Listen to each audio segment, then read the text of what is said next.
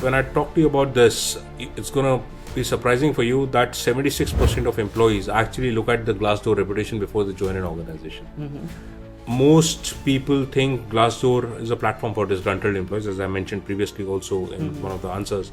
But Glassdoor can be a source of a lot of relevant information.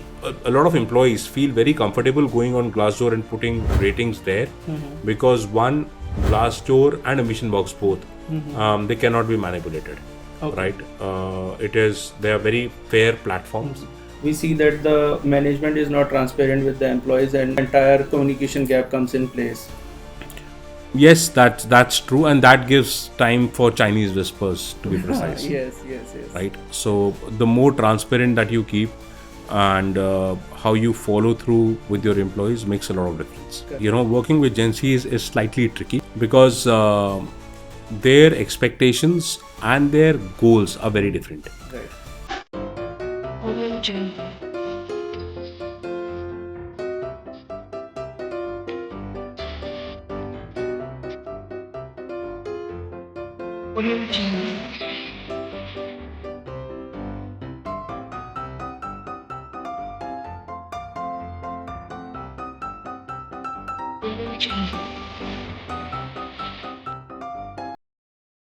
Let me ask you something. Why do people want to work in companies like Zomato? Is it really the pay only? Some cool stuff they see online, or some employee discounts they got on the app? Well, not really. It's more about their tone, their culture, their voice, and you will find it consistent, relevant, and it has a human touch. And this is called employer branding. And most of the companies, do they miss the mark or they have it? Now you tell me in the comment section. So today we have Amit Khanduja with us. He is founder of Markivis, and we are going to discuss in deep about how employer branding works. My name is Sudhanshu Malik, आपका host BBWS का host, and without wasting much of time, let's start this podcast. Amit Khanduja ji, welcome to the podcast. Thank you. How are you? I am doing good. How about yourself? All good, thank you so much.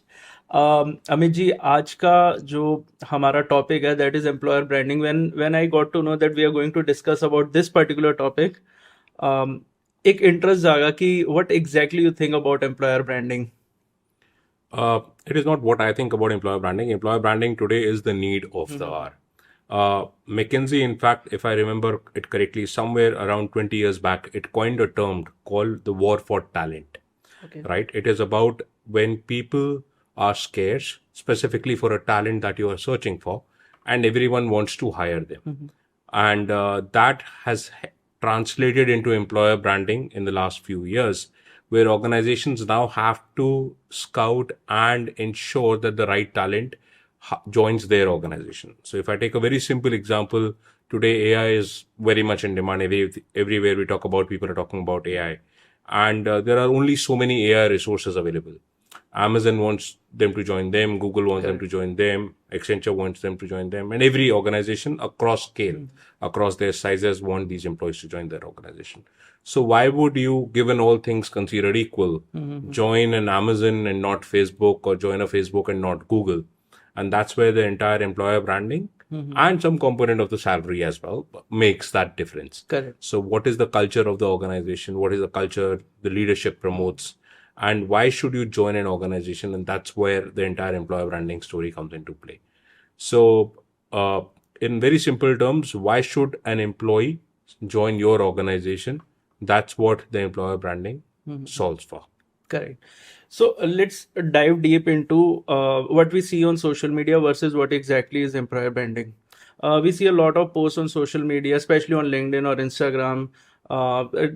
These are posted by HRs only, that they are having fun Friday, they're enjoying their time in office, they're having good games in the office. Is it really employer branding?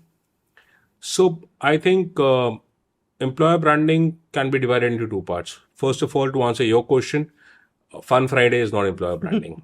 It might be a very small component of building team together or promoting, having some good time together, but it is not employer branding at all. Employer branding speaks to internal employees and potential employees in very different terms. Why should they join your organization? And people who are in the company, why should they continue to work within your organization? So when there are so many posts that are going on on social media talking about, as you said, about Fun Friday and stuff, these are only there trying to showcase that we have fun times in the office as well. But it is not only about that. So let's say if there is innovation in the organization, right, and you're talking about that and how the team comes in together to do innovation, that I think is more relevant to do with employer branding. If you talk about the culture of the organization as to how the organization steps up to support employees in their time of distress, that component of employer branding. If you talk about how an organization takes care of its employees, provides them facilities that are not needed, or as simple as providing work from home flexibility to employees, those all constitute an employer branding component. So it is not only about the posting a Fun Friday picture or things like those. It's multiple factors of it. In fact, I was reading a very strong quote. You can showcase what you want on your social media platforms about your organization's culture, but culture is actually in the organization's corridor. Correct. It is when people talk amongst themselves, when employees talk among themselves, that's when the culture shows up. That's what it reflects. So if they're happy within the organization, they're going to talk good about the organization. If they're unhappy, and they will be unhappy in a lot of places. So there are areas that you have to take care of. Then there are areas that you have to kind of solve for, issues that you have to solve for. Right. So before going to why should people join you, that's potential employees or in-house employees that we already have. Let's have one more question. We see a lot of posts on social media, especially on Instagram and LinkedIn. And these posts are posted by HRs only, that they are having Fun Friday, they are having good time in office, they are having games in the office. Is it really employer branding? It's a very minuscule part of the employer branding. The Fun Fridays, the Rangolis, the additional activities that HR do are a very small component of the entire employer branding framework. Why should an employee join you just because you're having Fun Friday doesn't make sense, right? So Fun Friday is just a way of HR telling that they have done something to engage the employees. But as an organization, you have to define what is your strategy, what is your long-term vision, what does an employee get when he joins an organization, what do you bring to the table for them, what's their career growth path, what is in it for them, what are you going to take care of them when they need you, right?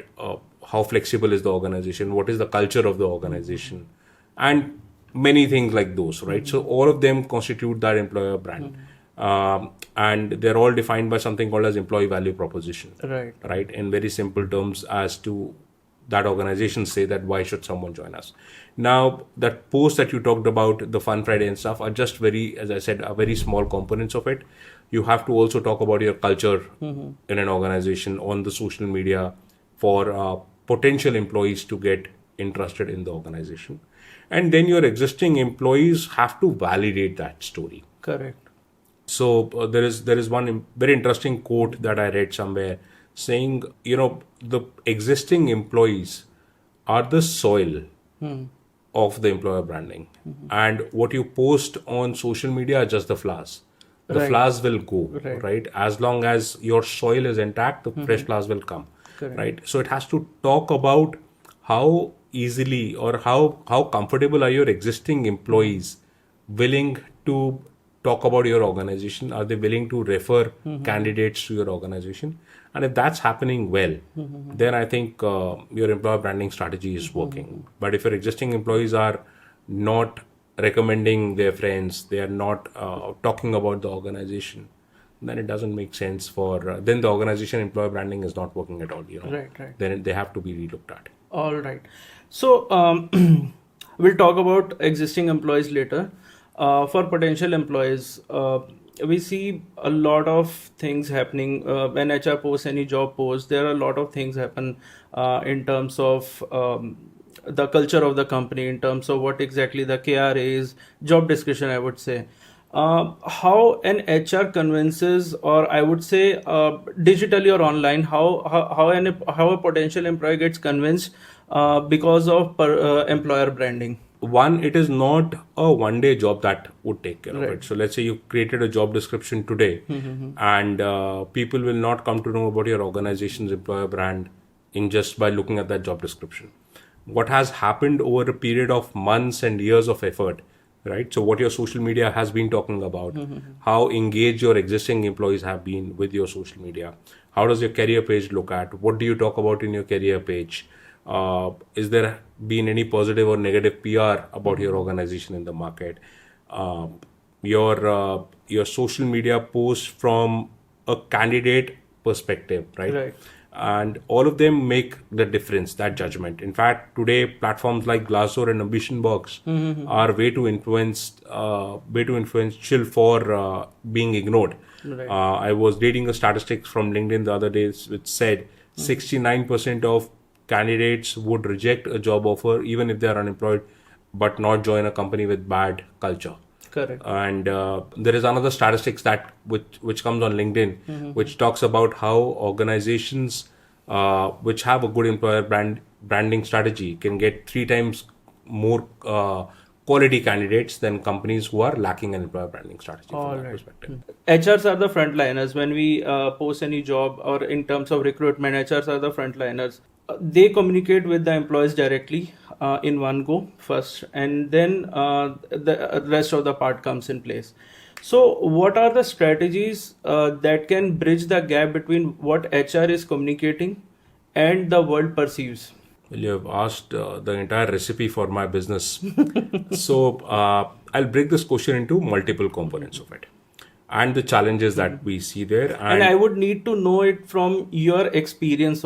Let's start with something very simple and very basic. You know, in most organizations, one of the biggest challenges that all social media platforms are handled by the marketing team and are owned by the marketing team. Be it the website career section, be it the LinkedIn post, even the Instagram for that matter.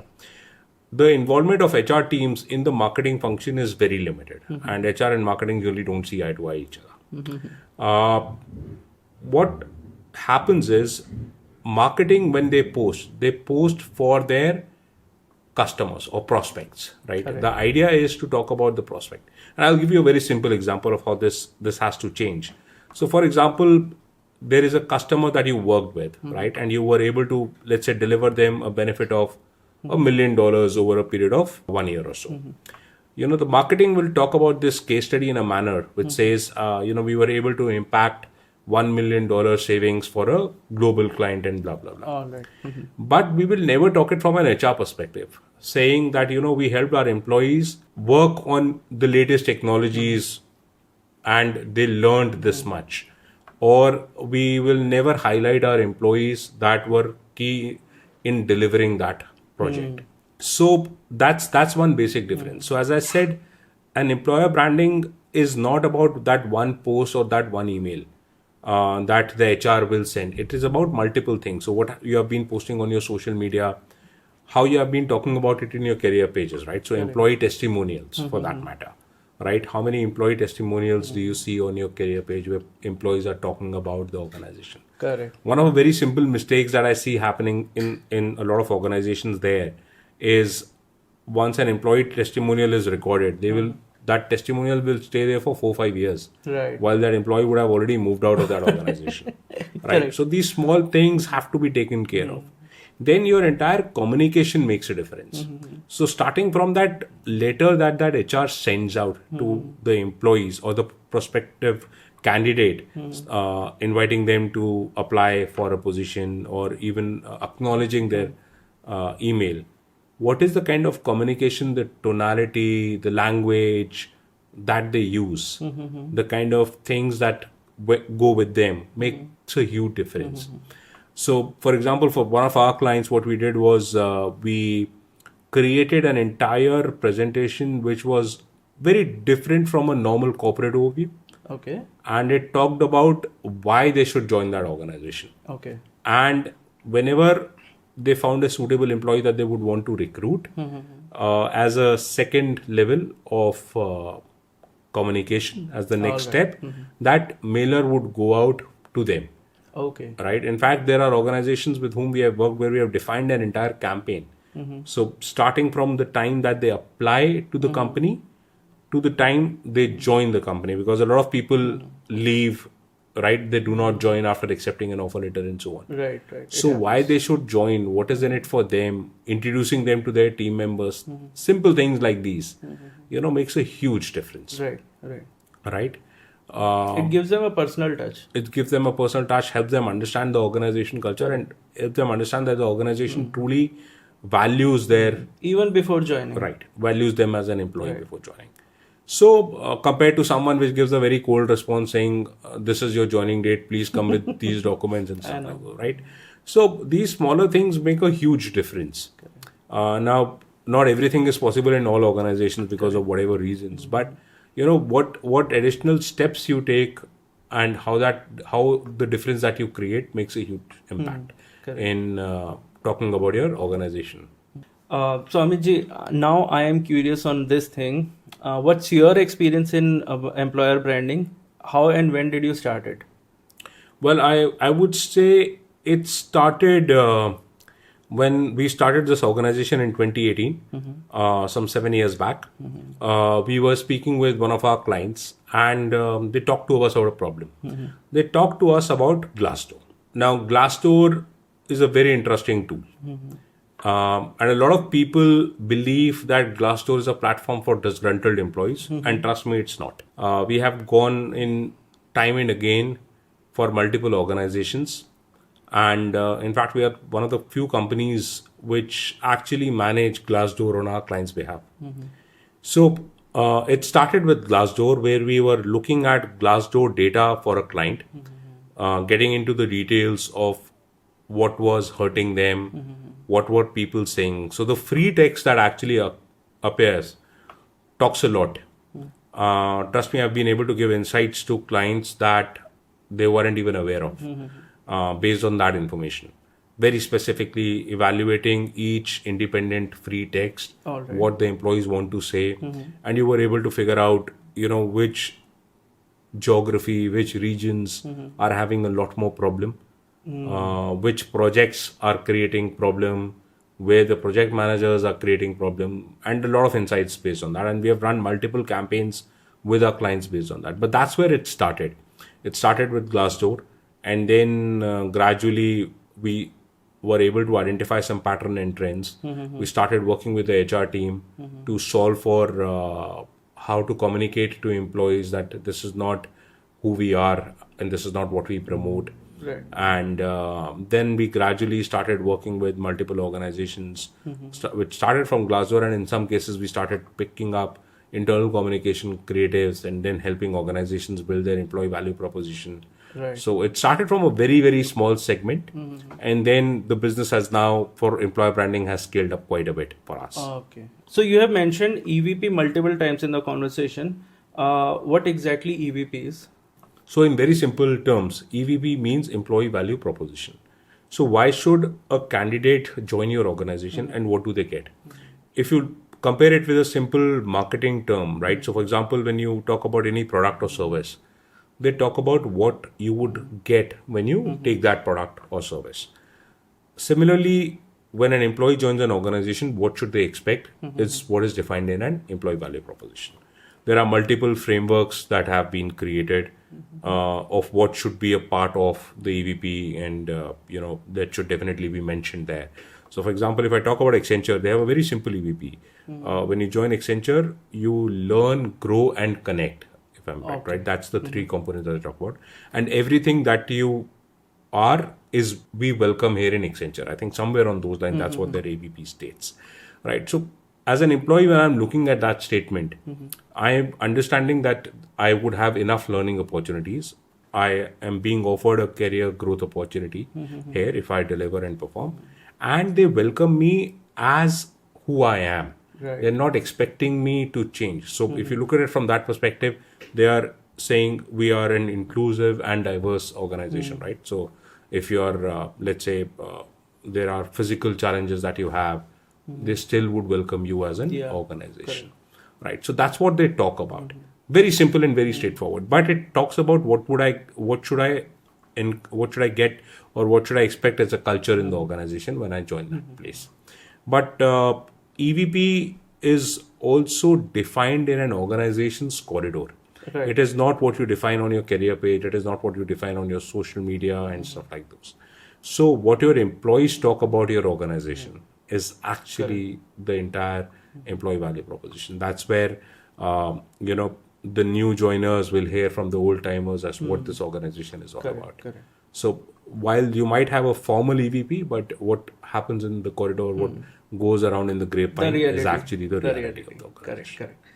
Taking employer branding as a component, you have done your work. Or social media ho gaya, you have done whatever has to be there or whatever has to be done, we have done your work. Now from a company's perspective, what all initiative a company should take to fill the company's cultural gap? See, one, employer branding is not something that you do only once. You have to do it. It is an ongoing effort. Right. You can't just say it's not like a branding book that you've created a branding book once and then you have stopped doing it. That we And it keeps on changing also. It has to evolve. Right. It's like a living organism. It has to evolve. When your organization lives, breathes, and talks about that employer brand or employee value proposition on a day-to-day basis, that's what will help the culture gap fill in. Correct. Culture is defined by an organization's employees. Right. And it is driven through TROP. What is the leadership talking about?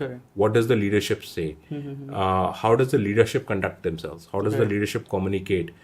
And that culture flows from top to bottom. It doesn't flow from bottom to top. It flows from top to bottom.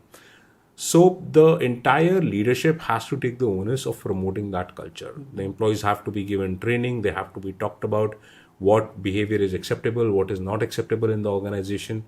And that's how the culture starts building within the organization. So employees define the culture of the organization, right? But it has to be top driven. Right. Absolutely. So adequate training, adequate communication has to be created. And transparency from top to bottom. Absolutely. Right. That is also required. Because a lot of time we see that the management is not transparent with the employees and the entire communication gap comes in place. Yes, that's true, and that gives time for Chinese whispers to be precise. Yes. Right. So the more transparent that you keep, and how you follow through with your employees makes a lot of difference. Correct. So let's talk about internal communication. How does it help in building the company's culture? Internal communications has to play a lot of role in developing an organization's culture. Unfortunately, in a lot of cases, internal communications is very restricted to what someone thinks should be the communication message, and then they drive it forward. Right. I'll give you a very simple example. Let's say we are doing Independence Day celebration. So Independence Day related, there would be a mailer that would go out saying that we should be up celebrating Independence Day. You should be wearing the Tiranga colors, and that's what my internal communication is done. But that's not how it works. Okay. Internal communication has to be driven through very defined KPI set of matrices of what people think about the company and how they can change it. I'll touch briefly on Glassdoor at this point of time. When you look at Glassdoor, there is a lot of information that the platform offers, and we use MIT Sloan model to filter out what people actually want to talk about using AI as a tool. Okay. There is something that we do at the back end. But that can help us. So, for example, if people think that the appraisal process in an organization is not very transparent, how do you change that mindset of people, right? So, one, you got to derive that information talking about what are the key challenges that people feel within the organization, and then you run entire campaigns talking about how what does organization actually do to overcome that. So for example, if I talk about this appraisal process, if people think that the appraisal process is biased, you need to run multiple communication programs talking about how your appraisal process is transparent. Okay. And it is not only dependent on the manager's whims and fancies. It is actually a process-driven thing that the manager has to justify the salary if it is being increased by 10% or if it's increased by 1%. The proper justification has to be given with examples. What do employees have as a recourse if they're not happy with the appraisal process? Can they go to HR? Can they do a skip level meeting with their managers, a skip level meeting with their manager's manager to understand why they were given a specific ranking? And those actions will actually help in improving the rating of or trust in the appraisal process. All right. I'll take another example in that case. There was an organization which was suffering from it was a very sales driven organization, right? So, using of cuss words and using bad language had become the culture of the organization. So we worked with one of the senior management teams directly to create an entire campaign where we using some amount of humor, but we told employees that what language is accepted in the organization and what it is not. Okay. Right. Okay. So that campaign was so well received by employees that it became the talk of the town. Okay. For quite some time within that organization. Because people were able to relate to it very easily, and because it had some humorous components into it, people realize it's easy to convey that message when you're talking about it humorously compared to in a very serious tone. But this is, so different problems, different solutions. But internal communications, as I said, plays a very, very critical role in shaping up an employee's or organization's culture. All right. So you just mentioned Glassdoor, and there's one more platform that is Ambition Box. How do they play a critical role in the entire employer branding process? Well, it's when I talk to you about this, it's gonna be surprising for you that 76% of employees actually look at the Glassdoor reputation before they join an organization. Most people think Glassdoor is a platform for disgruntled employees, as I mentioned previously also in one of the answers. But Glassdoor can be a source of a lot of relevant information. Right. It actually helps you to understand what are people talking about, what are the challenges that they are facing, and if that information is used properly, it can help you reduce your hiring costs significantly, because Glassdoor actually plays a very critical role in making a decision whether someone should join an organization or not. A lot of employees feel very comfortable going on Glassdoor and putting ratings there, because one, Glassdoor and Ambition Box both, they cannot be manipulated. Right? They are very fair platforms. They protect employees' privacy, and organizations should take the feedback coming on Glassdoor very seriously. So Glassdoor and Ambition Box play a very critical role in ensuring that people join your organization. In fact, a survey or a report by Glassdoor says 76% of employees look at the reputation of an organization before they actually join an organization, and they look at this in platforms like Glassdoor, Ambition Box. I think there are a couple of other platforms that are now starting and giving inputs about an organization there. Now, the reason that these platforms are very trusted is because they, one, are very fair. People can freely write there without worrying about being tracked or being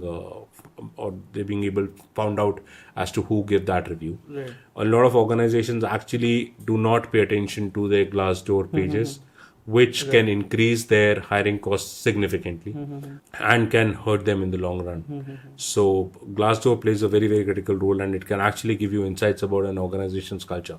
See, sometimes when you are at specifically the senior management, when you're sitting very high in your hierarchy, Right. You generally don't get a whiff of what's happening inside the organization. Correct. At the ground, right? So Glassdoor, I think, if you can look at those insights, can really give you a lot of good information about what's happening in the organization culture. It can give you a reality check. And it's not only employees. In closed door conversations with senior sales folks, Right. I have heard this, that even large organizations, when they're giving contracts worth $200-300 million and more, they look at an organization's Glassdoor ratings, because they want to figure out how does this company treat its employees before they actually hand them over a large project.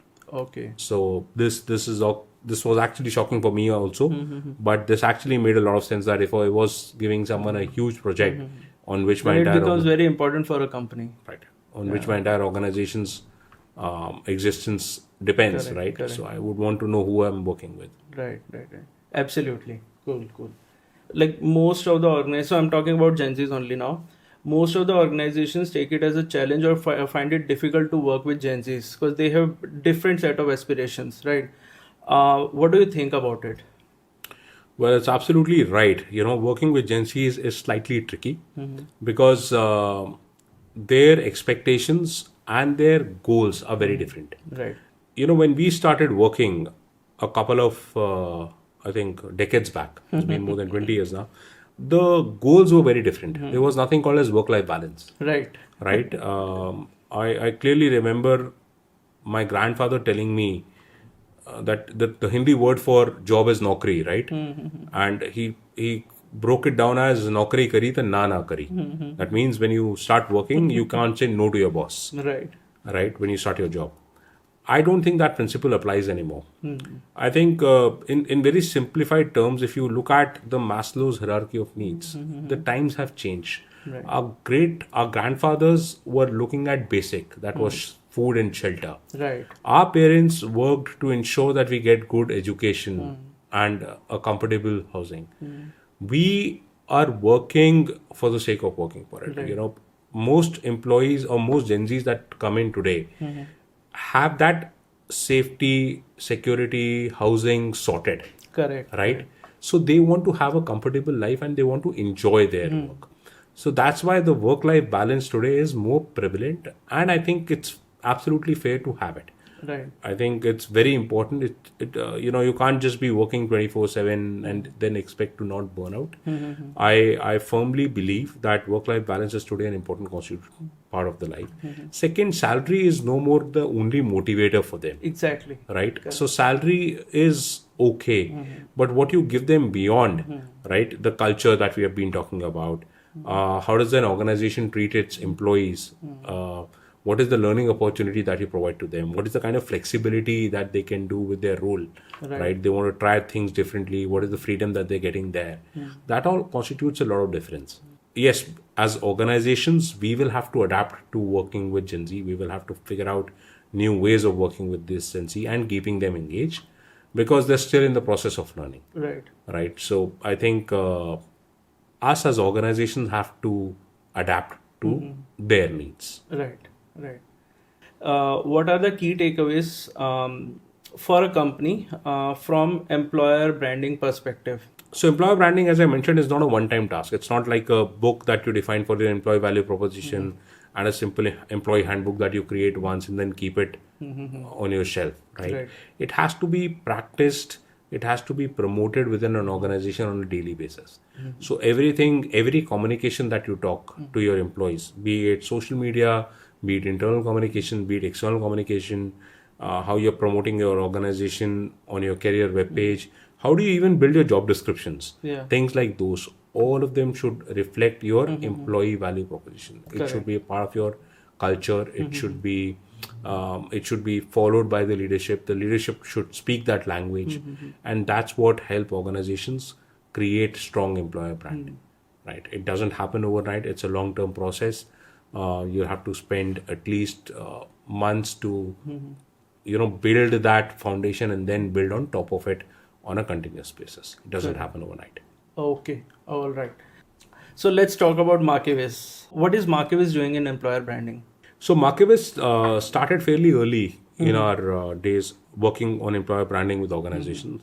So as I said earlier, we started working on Glassdoor and then expanded our portfolio to help organizations build EVP, started creating internal communication campaigns for our clients. And today we do a host of activities. So starting from building an EVP to taking it to the market, creating things like employee handbook, internal communications, promoting an EVP, managing social media platforms for our clients, creating videos for promoting their cultures on platforms like Instagram.